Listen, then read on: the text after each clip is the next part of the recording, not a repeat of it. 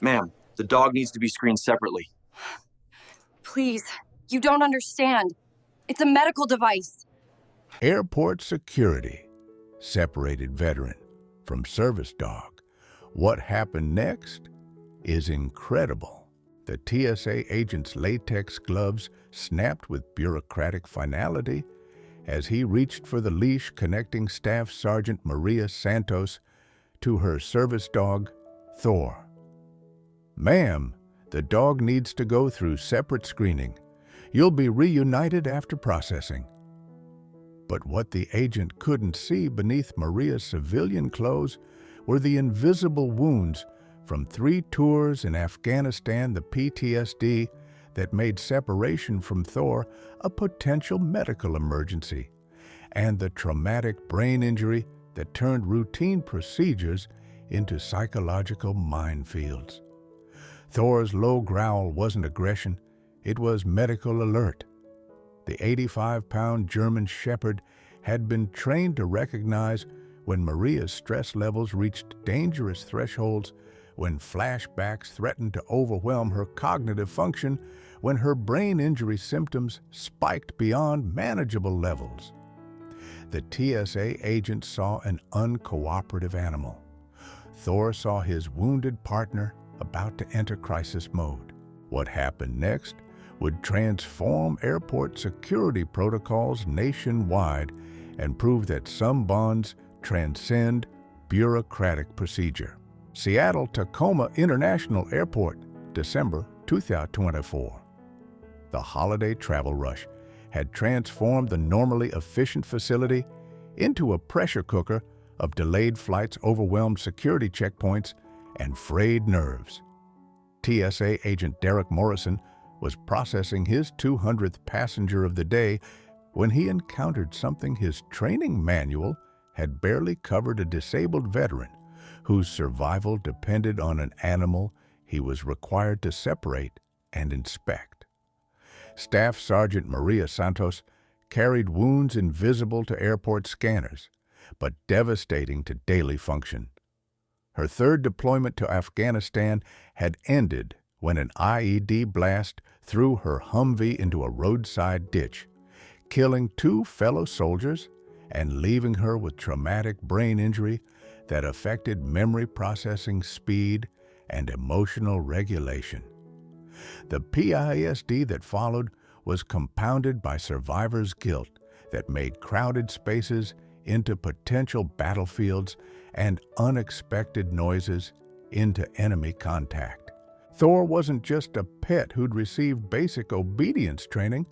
He was a $50,000 investment in cutting-edge service animal technology.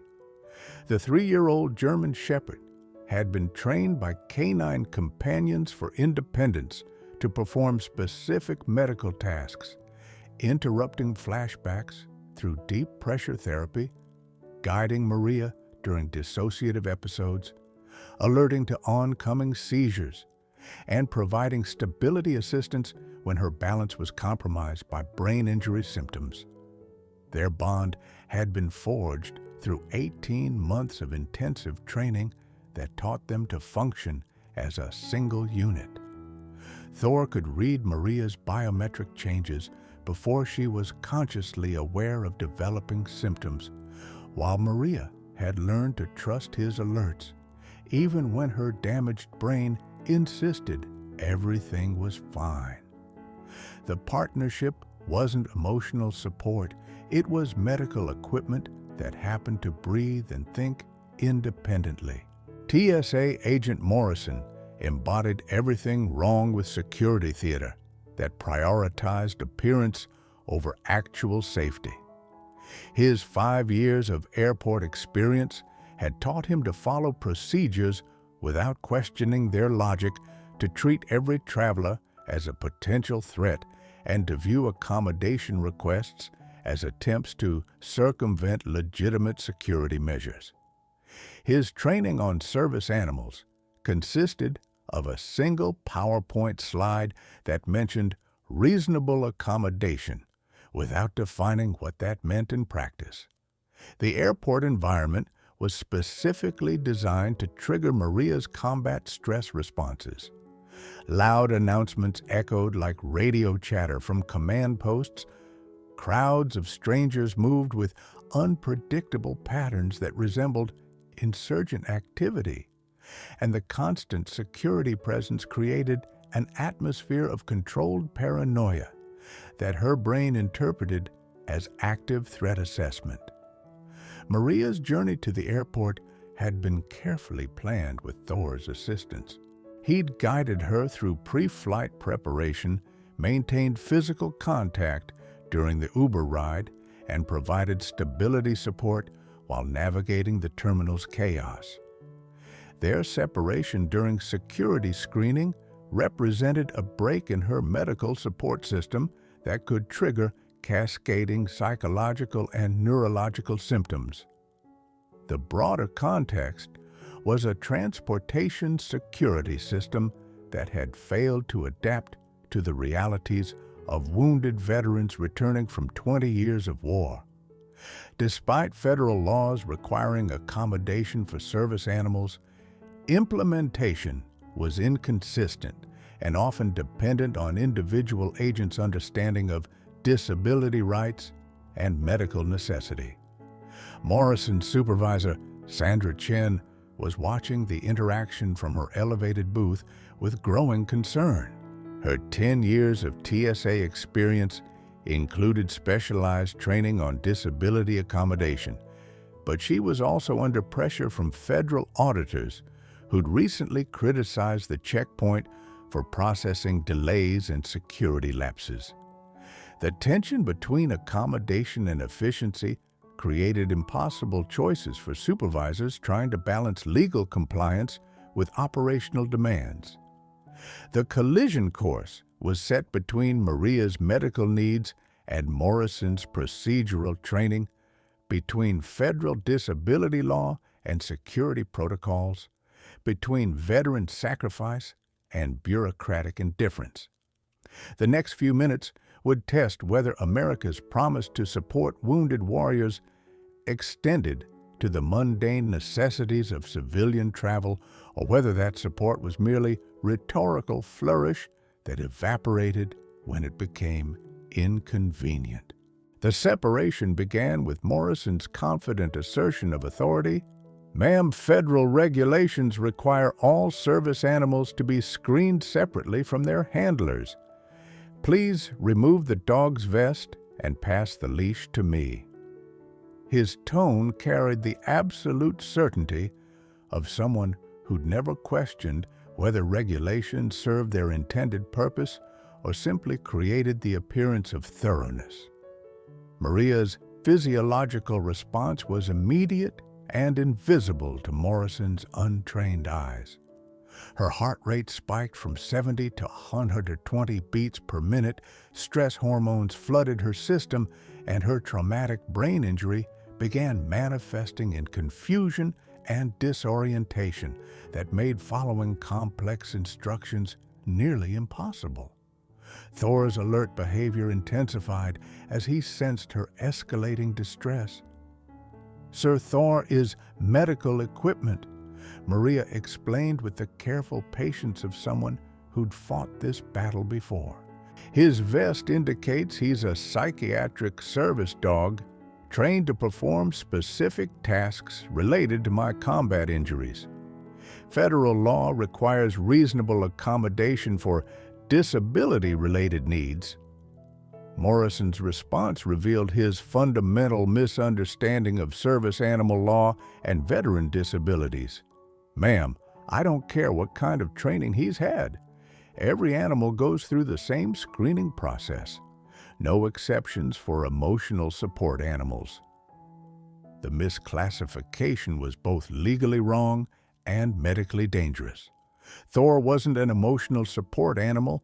He was a task-trained service dog, whose work included medical alert mobility assistance and psychiatric intervention. Morrison's ignorance of the distinction reflected broader institutional failure to understand veteran disabilities and appropriate accommodations.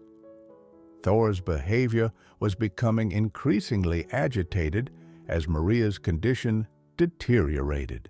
His medical alert training had taught him to recognize the biochemical changes that preceded her worst episodes, and his protective instincts were conflicting with his training to remain calm in public settings.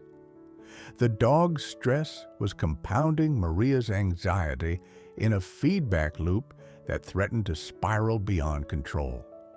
Maria's attempt to educate Morrison was hampered by her brain injury symptoms, which made articulating complex legal concepts increasingly difficult under stress.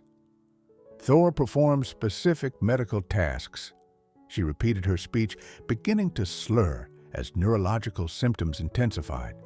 Separating us could trigger medical emergency.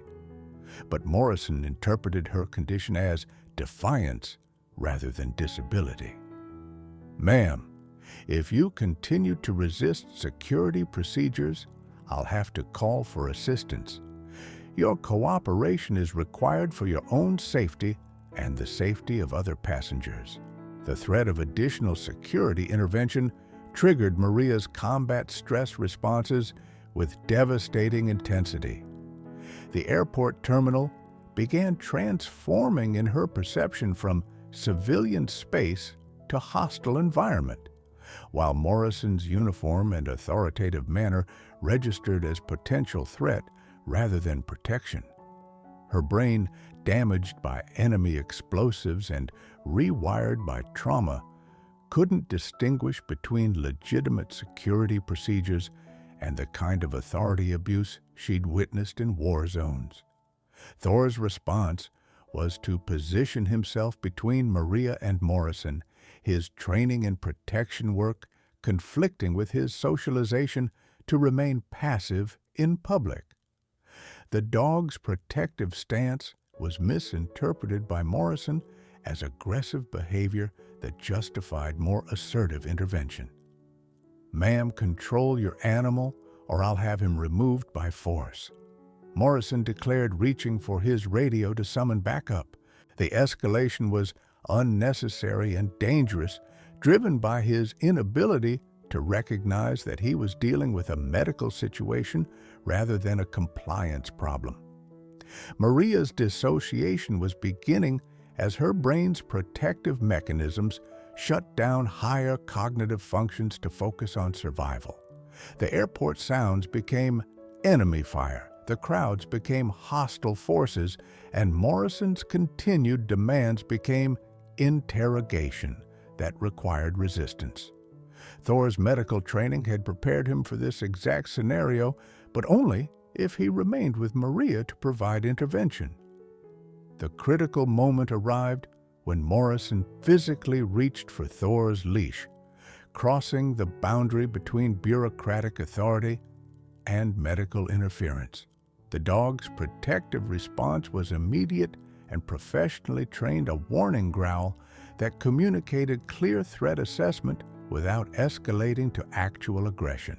But to Morrison's inexperienced interpretation, any vocalization from a large dog represented dangerous behavior that required immediate suppression. The standoff was building toward confrontation that would either demonstrate the importance of service animal accommodations or result in the kind of traumatic separation that could hospitalize a wounded veteran whose only crime was attempting to travel while disabled.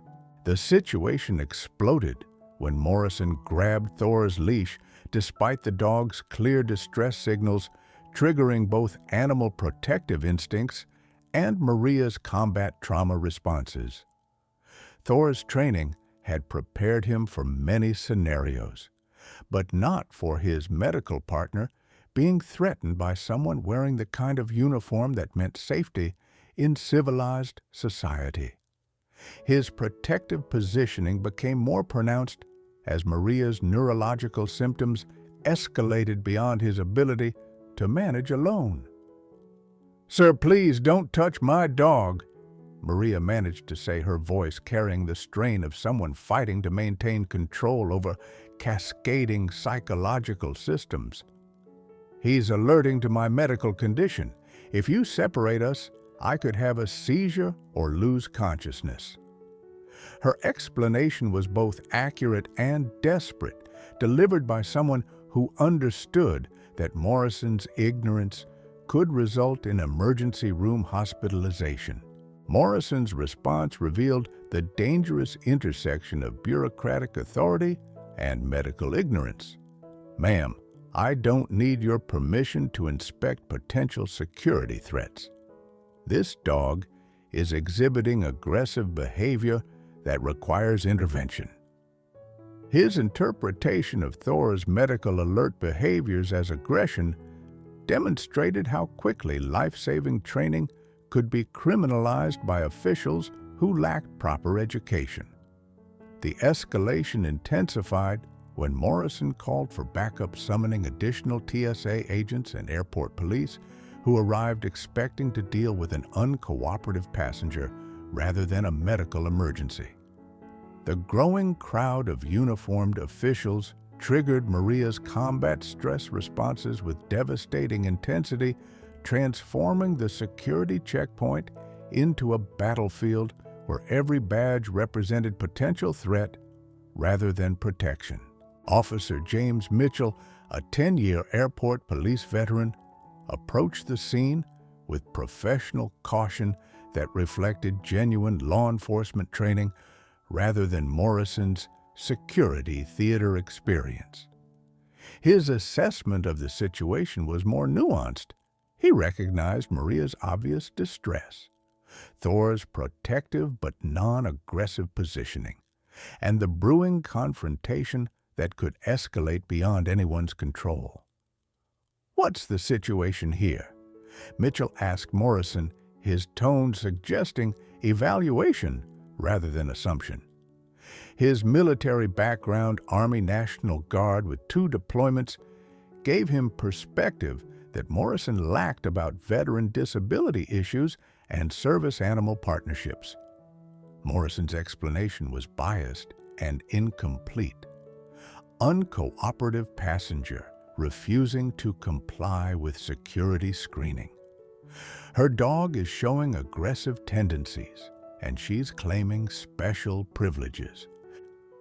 The characterization was both factually wrong and dangerously misleading, painting Maria as entitled rather than disabled, and Thor as threatening rather than medical equipment.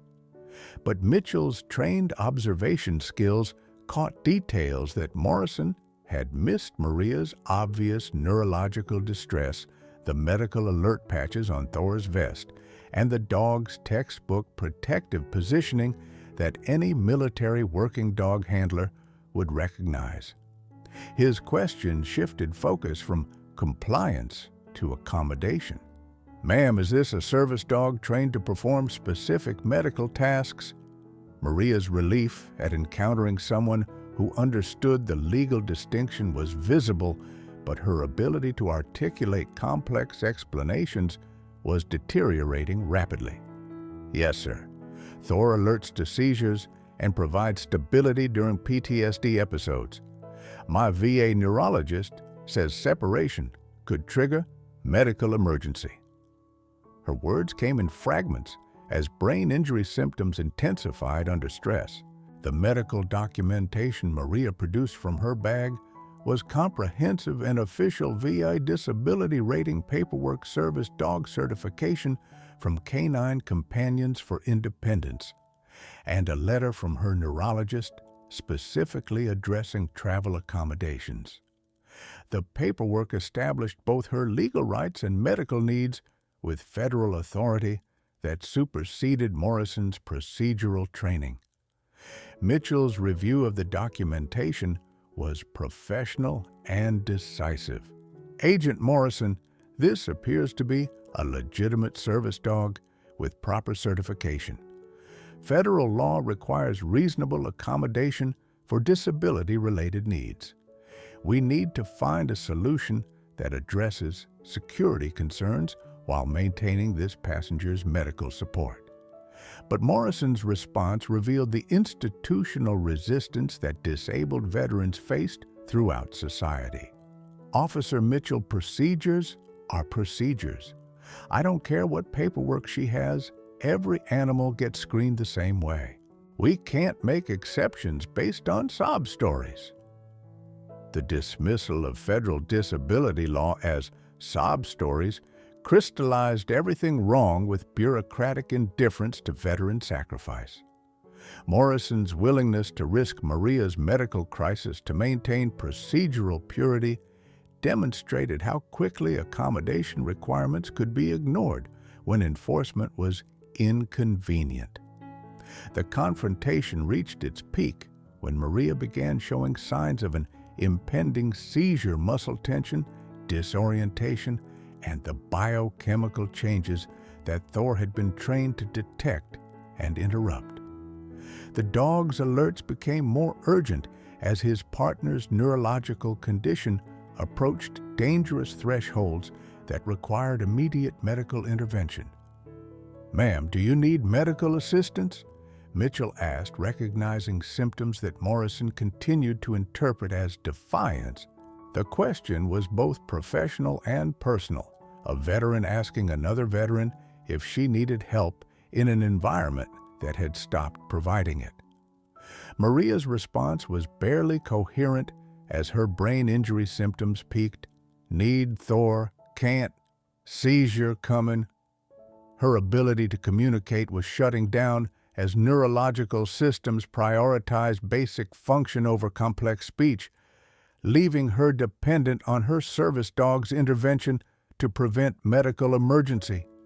Thor's medical training took over as he began deep pressure therapy, positioning his body to provide stability and sensory input that could interrupt Maria's seizure pattern. The intervention was precisely what he'd been trained to do, but Morrison's interpretation was that an aggressive dog was attacking a passenger who needed protection from her own animal. The moment of truth arrived when Morrison reached for his taser, convinced that he was witnessing an animal attack rather than medical intervention. The weapon's appearance sent ripples of alarm through the growing crowd of observers, while Thor's protective instincts warred with his training to remain passive despite perceived threats to his partner.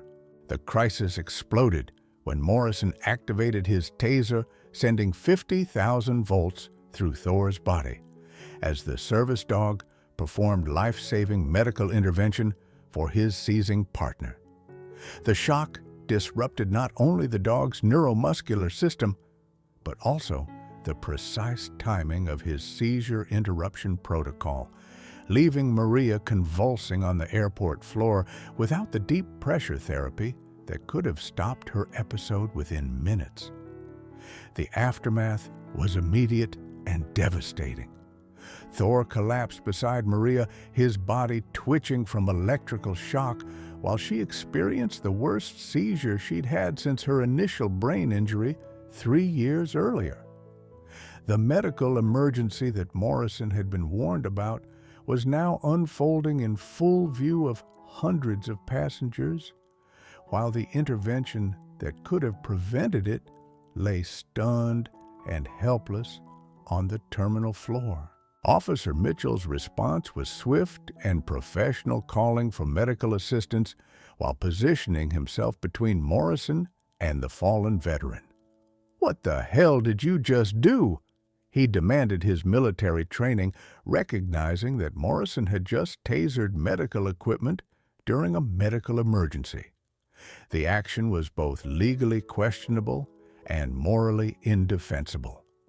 Morrison's defense revealed the depth of his ignorance and the danger of his authority.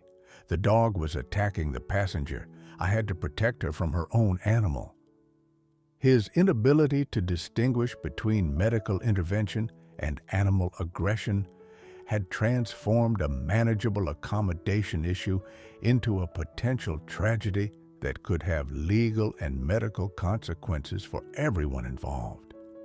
The crowd's reaction was mixed, but increasingly hostile toward TSA, as passengers realized they'd witnessed a disabled veteran being traumatized by the very security system meant to protect her. Cell phone videos began circulating immediately, capturing Morrison's use of force against a service dog performing medical duties while his partner seized on the airport floor. Maria's seizure lasted 7 minutes, far longer than Thor's interrupted intervention would have allowed. The medical team that arrived found her in post-ictal confusion, unable to recognize her surroundings or understand why her service dog was lying motionless beside her. The psychological trauma of witnessing Thor's injury while mentally incapacitated would compound her existing PTSD in ways that might never fully heal. The veterinary emergency was equally serious. Thor's electrical injuries weren't immediately visible, but the neurological impact of 50,000 volts could cause lasting damage to his ability to perform the medical tasks that kept Maria stable. The possibility that Morrison's ignorance had permanently disabled her service dog created legal liability that extended far beyond airport security into federal disability rights violations. Airport Supervisor Sandra Chen arrived to find a nightmare scenario that would require damage control on multiple levels. A disabled veteran was being loaded into an ambulance. Her service dog was receiving emergency veterinary care. Viral videos were depicting TSA as attacking medical equipment, and federal disability rights attorneys were already being contacted by witnesses who understood they'd seen something unprecedented in its cruelty. The investigation that followed revealed the systemic failures that had enabled Morrison's actions. TSA training on service animals consisted of minimal instruction that failed to distinguish between emotional support animals and medical equipment. Airport procedures prioritized compliance over accommodation, while supervisory oversight was insufficient to prevent disability rights violations by inadequately trained agents. Maria's hospitalization lasted 3 days as doctors monitored for seizure complications and addressed the psychological trauma of having her medical support system attacked by federal agents. The VA neurologist's report was damning the separation from Thor, and witnessing his injury had created new trauma responses that would require extensive therapy to address, while her seizure pattern had been destabilized in ways that might require medication adjustments. Thor's recovery was uncertain and heartbreaking. The electrical shock had caused muscle damage and potential neurological effects that wouldn't be fully understood for weeks. The dog's confusion about his role was evident. He'd been trained to protect Maria, but that training had resulted in him being attacked by someone in uniform. The psychological impact on an animal bred for trust and service was incalculable. The legal implications were staggering. Federal disability rights attorneys lined up to represent Maria in what promised to be a landmark case about service animal accommodation and TSA authority. The Americans with Disabilities Act was clear about interference with service animals, while the Air Carrier Access Act provided additional protections that Morrison had violated through ignorance and excessive force. The media attention was immediate and national. The story of a wounded veteran service dog being tasered while performing medical duties struck a nerve with Americans who'd proclaimed support for troops while allowing systems to abuse them. The visual of Maria seizing on the airport floor while Thor lay stunned beside her became a symbol of institutional betrayal that resonated across political divides. But the darkest moment was personal rather than political. As Maria slowly regained consciousness in the hospital, her first words were, "Where's Thor? Is he okay?" The fear that her partner had been permanently damaged by trying to help her created guilt and anxiety that no legal settlement could address. The bond that had saved her life for 3 years might have been shattered by 60 seconds of bureaucratic ignorance.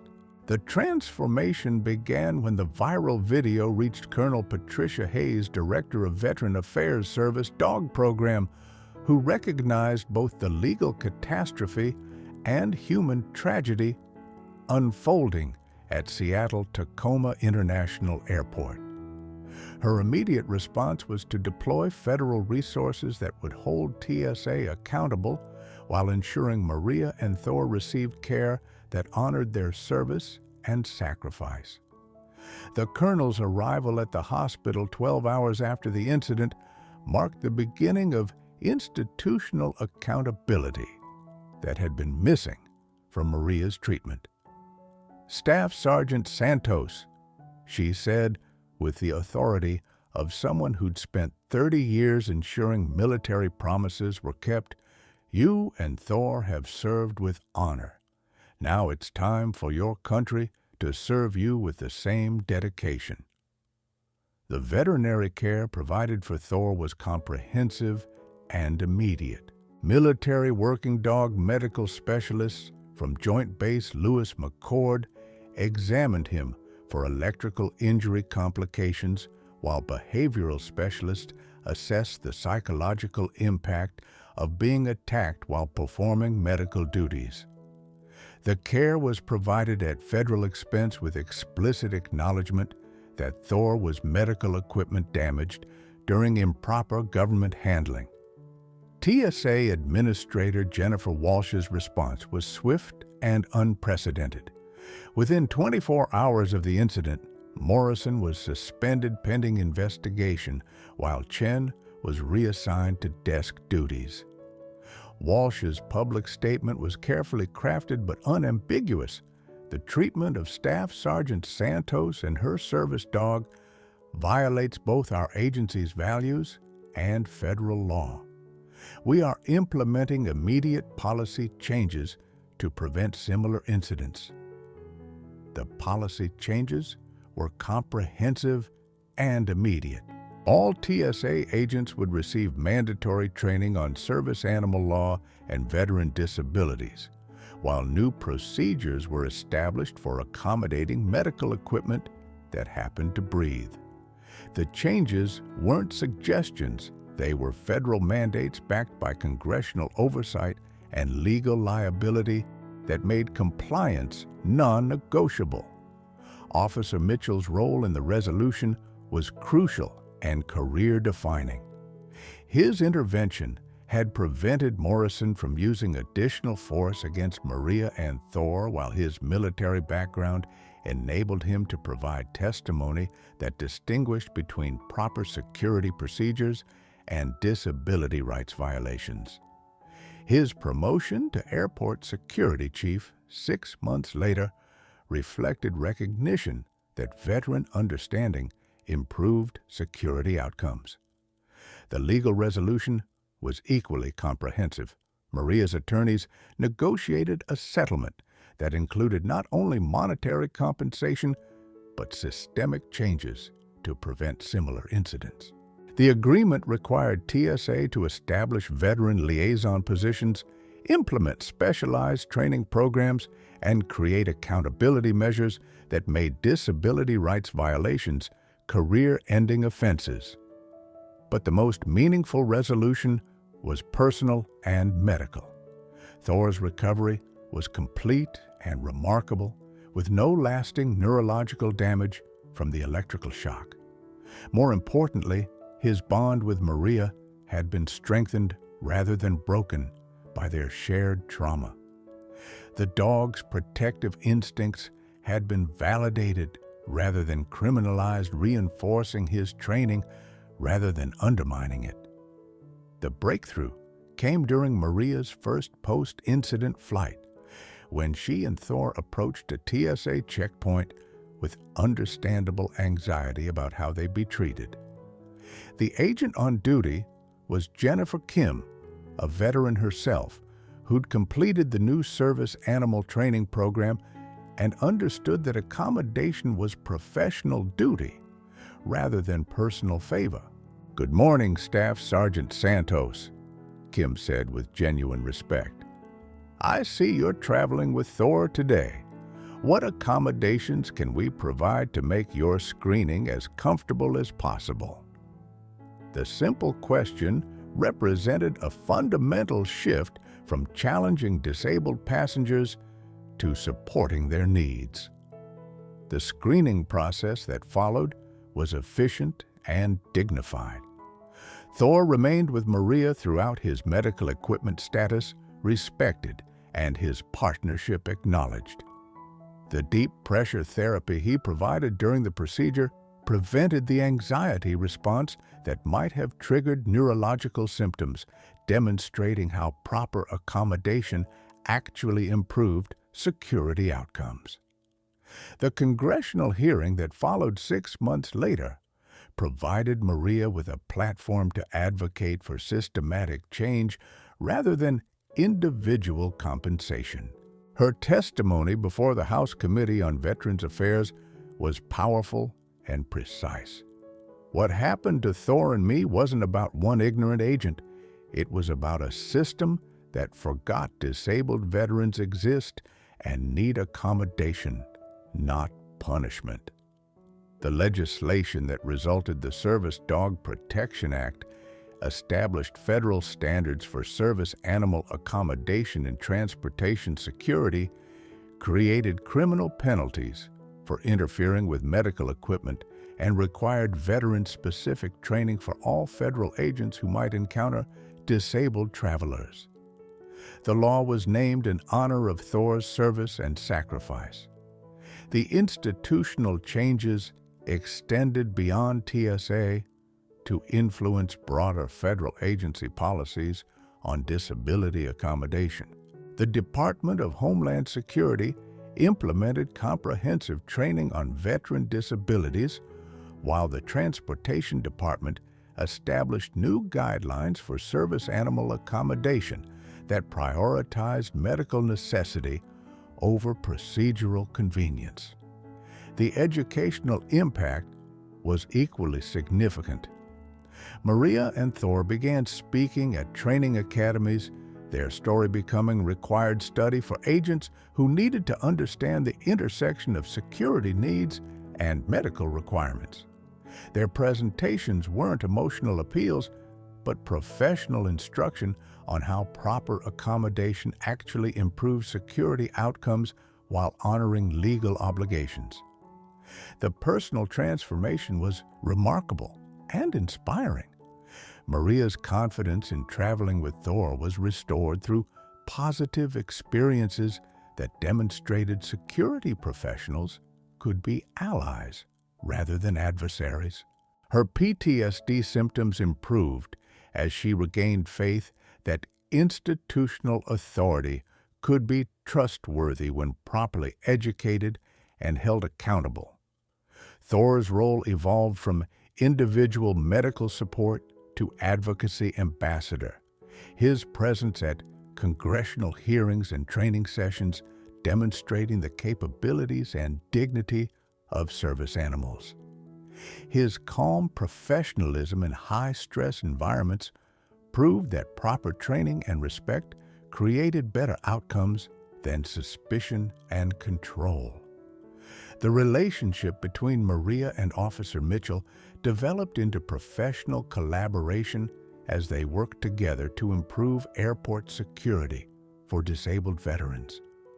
His military background and her lived experience with service animal partnerships created expertise that influenced policy development throughout the transportation security system.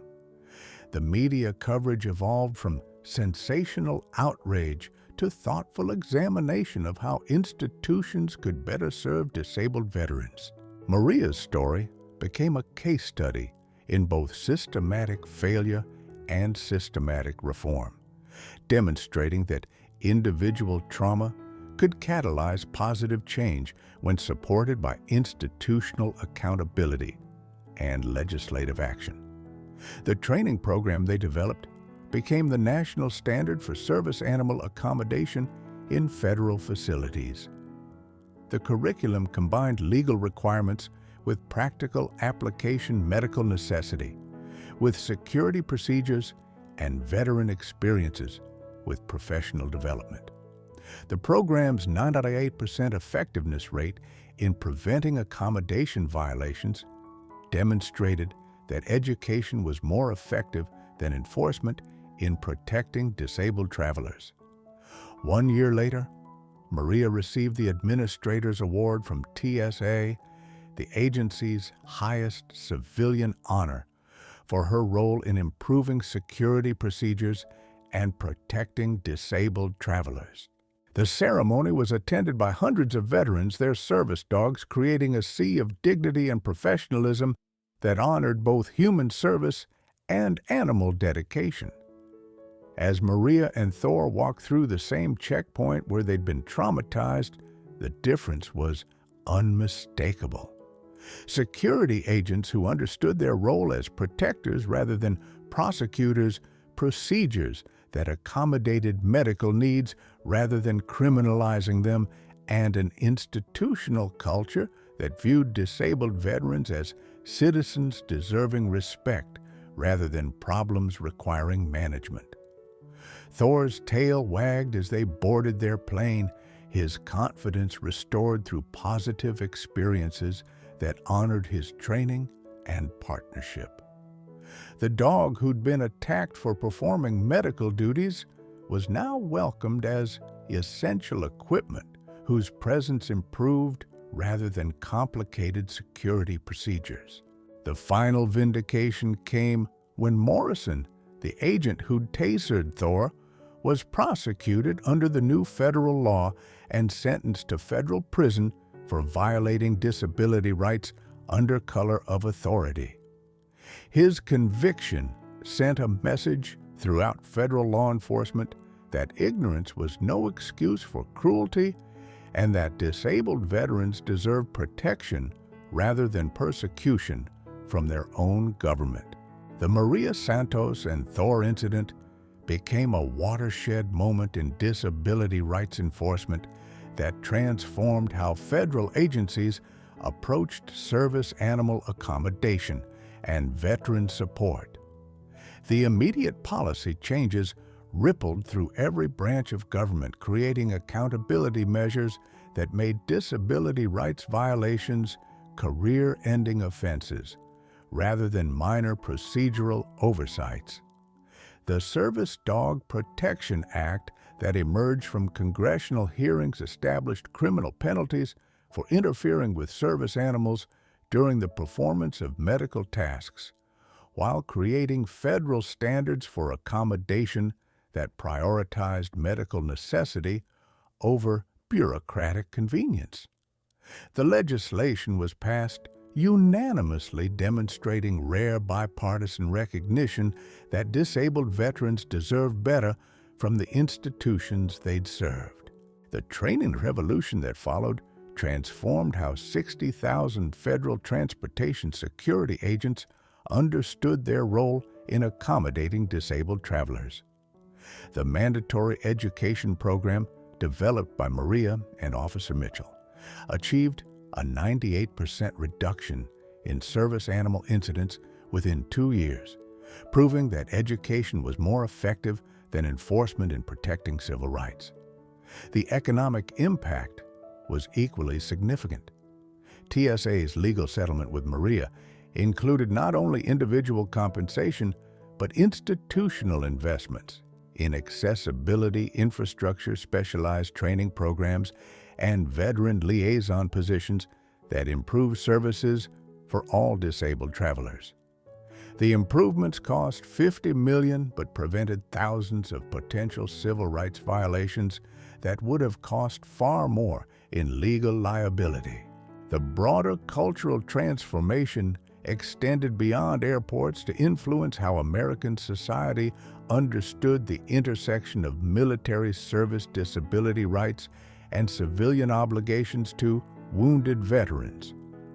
Maria's story became required study in law enforcement academies, medical schools, and business management programs as an example of how institutional ignorance could traumatize those who'd sacrificed for national security.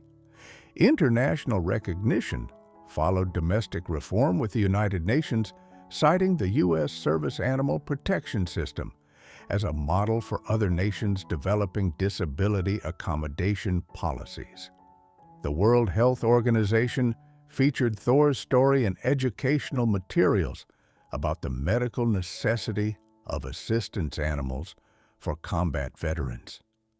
Educational institutions nationwide incorporated Maria and Thor's experience into curricula addressing constitutional law, disability rights, and civil-military relations. Law schools use their case as precedent for federal disability accommodation requirements, while military academies examined the institutional failures that had endangered a veteran who'd earned protection through service. The Veteran Service Dog Training Center, established in Maria's honor, became the national standard for preparing assistance animals to work with combat-disabled veterans. The facility's 95% success rate in matching veterans with appropriate service dogs demonstrated the life-changing potential of proper training and support. The personal legacy was equally meaningful. Maria completed her law degree and became a federal disability rights attorney, using her experience to protect other veterans from institutional discrimination. Her practice specialized in service animal law, ensuring that others wouldn't face the trauma she and Thor had endured. Thor's legacy lived on through the dozens of service dogs he helped train, his calm professionalism serving as a model for animals learning to navigate hostile civilian environments while providing life-saving medical support. His story became legend within the service dog community, proof that loyalty and training could overcome institutional ignorance when supported by legal accountability. The universal message resonated across all communities. Disabled veterans who'd sacrificed for national security deserved accommodation rather than punishment. Service animals performing medical tasks deserved protection rather than attack, and federal institutions bore responsibility for educating their personnel about the citizens they served rather than controlled.